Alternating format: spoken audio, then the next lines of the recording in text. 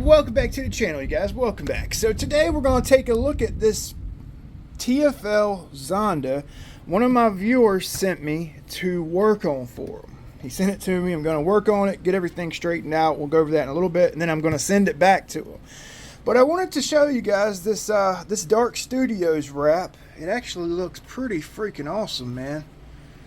Actually, the first Dark Studios wrap I've seen in person, in person. It's actually a pretty thick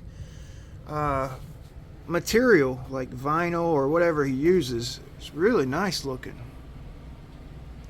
And the Dark Studios wrap, it may actually help protect the hull, like say in a crash or something. It may actually help improve the durability, right? It's raining and thundering here in the Carolinas today, and I just couldn't go out and run boats. I wanted to, trust me. So this is a carbon fiber Kevlar TFL Zonda. He actually has had some issues getting the motors aligned to the stuffing tube. Okay, so he sent it to me to get all that right. I don't know as of now if I need to break these out or just redo the stuffing tube mount. I don't know right this second. I'm planning on making a repair video for you guys. It may help some of y'all out. He's got two I think these are 4082 2140 kV SSS motors. Okay, two of those, two collets. I think he's got the ESCs in here. He's running a single one-piece cable, so he has an upgraded cable. That's good to see. That's going to make it easy when you're like doing maintenance on the boat. I think these come with a two-piece cable with a square end, and you actually have to pull the drives and everything to grease and oil. The single flex on the Zonda is like the way to go. I'm pretty sure he's going to be running I think this is a 180 Sea King. Yeah, a pair of 180 Sea Kings. They don't have any. Pretty sure that's a 180. It looks like it. On 6S, Yeah. We'll send all that back. We really don't need that for getting the motors aligned. It looks like he's had them bust out and had to re-epoxy them into the boat. Alright, so I just wanted to show you guys the full-size 41-inch Zonda compared to the true mini Zonda. This one's 27, that one's 41. Okay, just a little comparison for you guys. Alright, so I'm actually going to flip the Zonda over. We're going to flip it over, and I'm going to put my Animal Twin up. Both of them upside down. And then we'll flip both of them over and kind of do a comparison with the Animal Twin and the Zonda. They look very similar. The Zonda is a little bit longer, as you can see, than the Animal. Okay, I got them lined up on the back of the sponson here. All right, so it's just a little bit longer, a couple inches, few inches longer actually. One noticeable difference I see is the Zonda comes with quad through-hole water pickups. Two go to the motors, two go to the ESCs.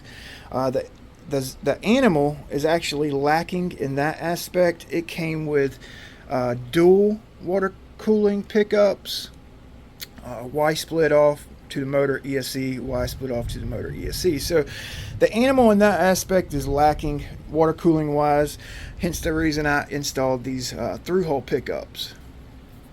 Kind of interesting to see the difference in ride surface here. So the Zonda actually has a perfectly flat ride surface. This main ride surface right here, it's perfectly flat to each other. Okay, the Animal Twin actually has a little bit of dihedral, as you can see.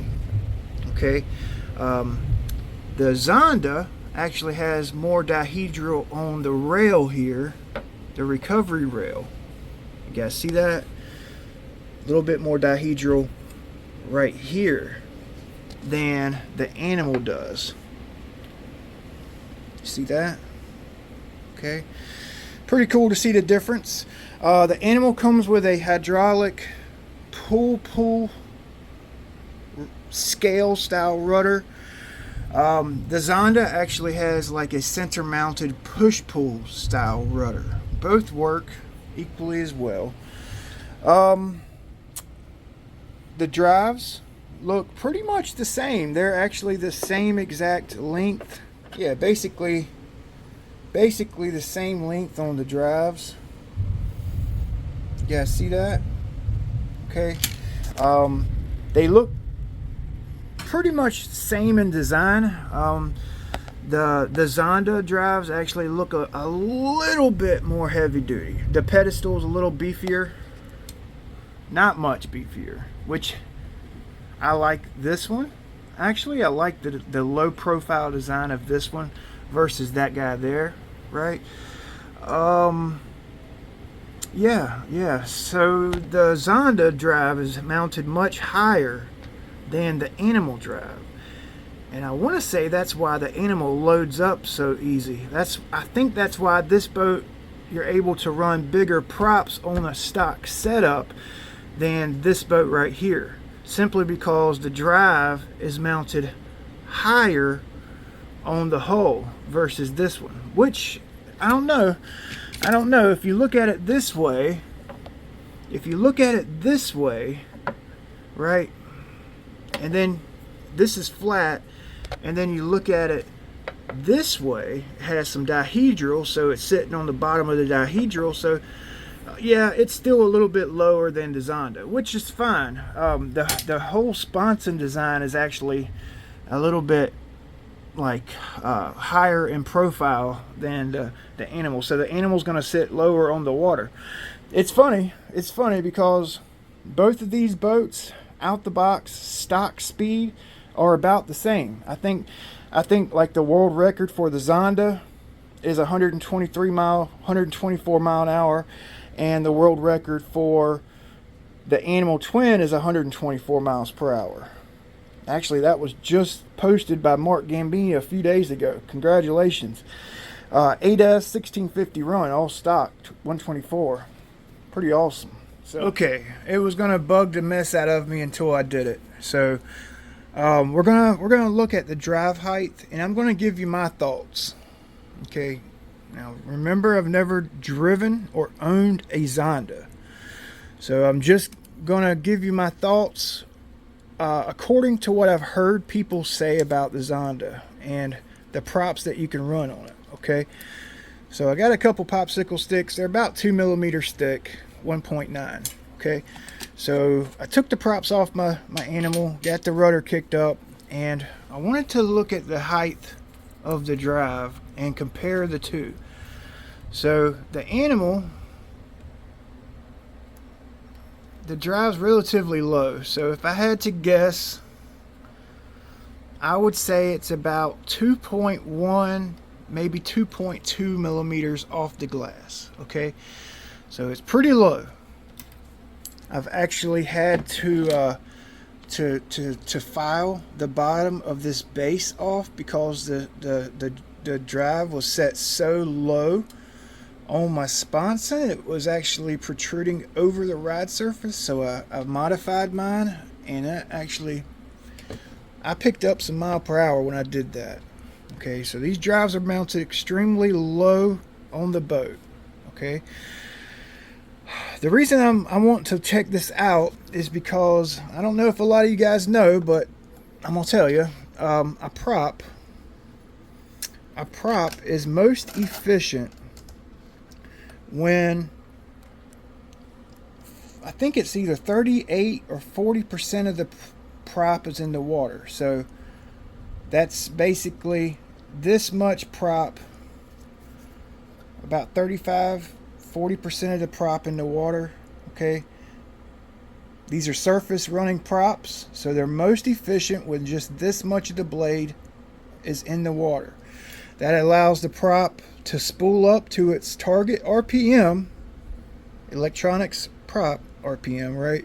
It's target RPM, and you get the most out of your prop when 35-40% of the prop's in the water. Okay.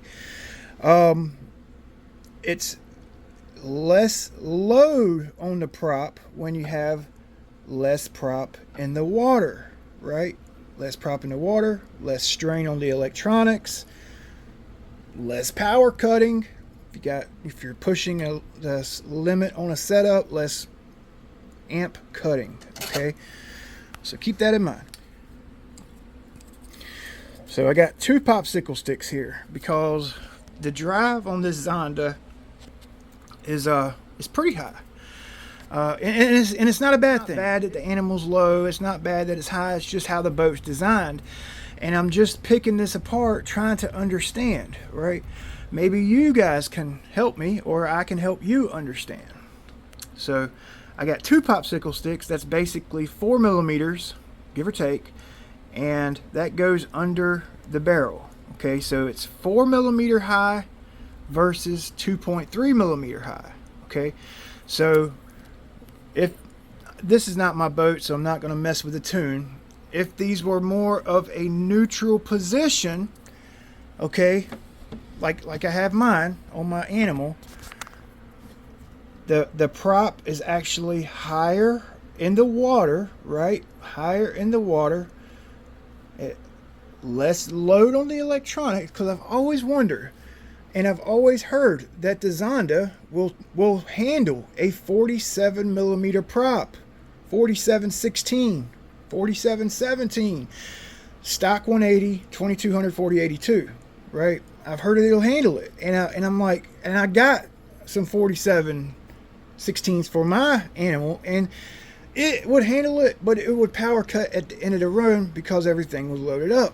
And I'm like, how the hell is the Zonda getting away running larger props than my animal, right? It's basically the same damn boat. I mean, there are differences. It's a little bit longer, flat ride surface, a little dihedral on the animal, but they're basically the same damn thing, right? And I think I figured it out. Okay, so they're higher. Guys say run a neutral drive on the Zonda, right? And just move your batteries as far forward as you can get it, so you get your CG behind this forward step. Neutral is gonna put less prop in the water. So if you're running some angle like I like to run on my animal when I'm bashing, it's loading the electronics up, and you're gonna get a power cut, right? So I got both of them kind of on the glass, and you can actually see how much lower the animal is than the Zonda. And that Zonda's actually got some down on it, right? You can visually see how much higher that drive is compared to the animal. Man, that's got the old gears turning, boys. So I'm going to give you a shot of the inside. Really, we're not looking at electronics or cooling line, because this one, of course, don't have all that. So it's kind of got the underhand in this comparison. But you can at least see what they use for electronics tray, battery tray, motor mount, and stuffing tube mount. Okay, versus what the Oxidean boat has. It has a double-decker ESC tray and hold down. Okay, with a CNC servo mount. This one here, it basically zip ties in the servo, pull steering, pull steering, CNC post. Okay, the ESCs are basically double side taped and velcroed into this one. This one here has actually got like a mechanical, fastened down, right? This tray is actually wedged on it. It had one back here, but I took it off and I made my own, okay, for the back of the ESC. This boat here, motor mount wise, it has the upper hand, the Oxidean boat. It has the coupler protectors, which actually keep the stuffing tube aligned to the motor, right? 5mm motor mount versus, I think this is 2 or 2.5mm. What's that? 2.5. 2.5 thick, 5mm thick. Now, I've never had any alignment issue with my Oxidean ready to run boats. I haven't. I have had some issues back here with my Oxidean boats where the stuffing tube aligned into the stinger on my dom. The stuffing tube, in my opinion, was too long, so I had to address that. But this setup's pretty nice. It's a little cumbersome to oil and grease and Loctite the grub screws every time, but I've never lost a cable. I've never burned a stuffing tube or liner up with this setup right here. Well, you guys can see that's why I have the boat. He's having issues with alignment and everything on this one here, so the animal does shine in that aspect.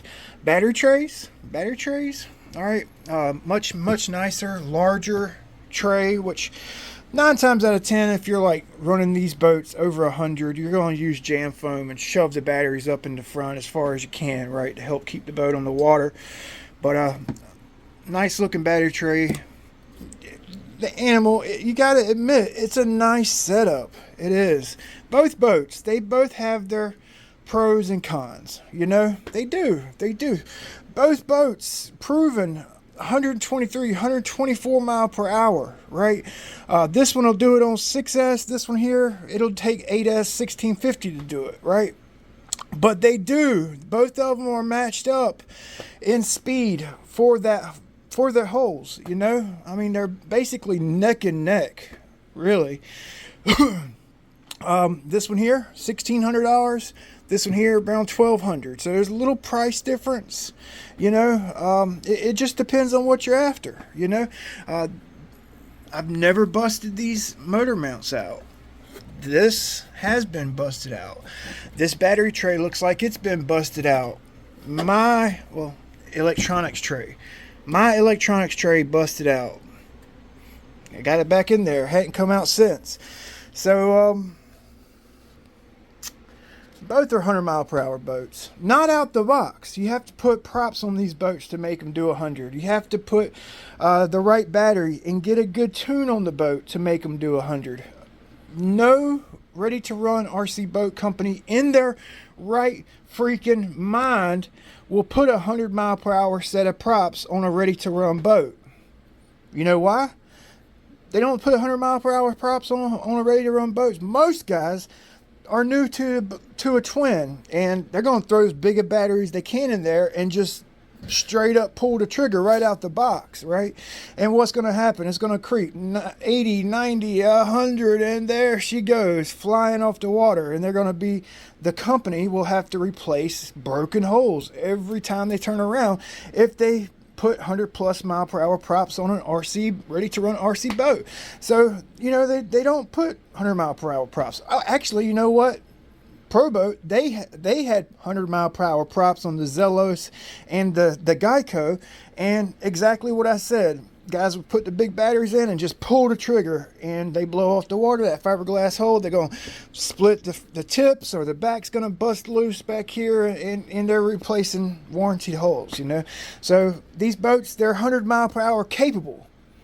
Not 100 mile per hour right out the box stock with stock props. You got to find the right prop. Find the right CG, put a tuner. You got to work on it, you know. Took me 5 outings to get 100 with this boat, but we were taking our time. We were testing inward versus outward, testing center of gravity, testing stinger position, see what the boat liked, so we could try to keep her on the water. Once we did get 100, right, ease into it, you know. You ain't got to be in a hurry to hit 100 with these things. Just take your time. Go at your own pace, you know, so you don't tear up your model. Both boats are great. You know, I will have a Zonda one of these days. You know, I think that's a great offering. You know, they have several versions available. The Animal, super nice offering. Again, they have several versions. He has I think he's got the 1650 and the 2200, right?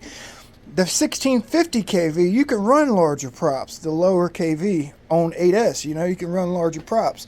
The 2200, you kind of restricted to, you know, smaller props turning real fast, you know, like the Zonda with the 2200 6S, you know. So, yep. Both great boats. We'll get this thing worked out, and I'll get it back to you as soon as possible. Guys, I hope you enjoyed the video. I didn't mean to make it this long. I kind of got into you know, just kind of showing you guys the pros and cons, differences in the hulls, and you know, yeah, I start jacking my jaws and I don't know when to stop, like right now. I'll see you guys next time. Thanks for watching.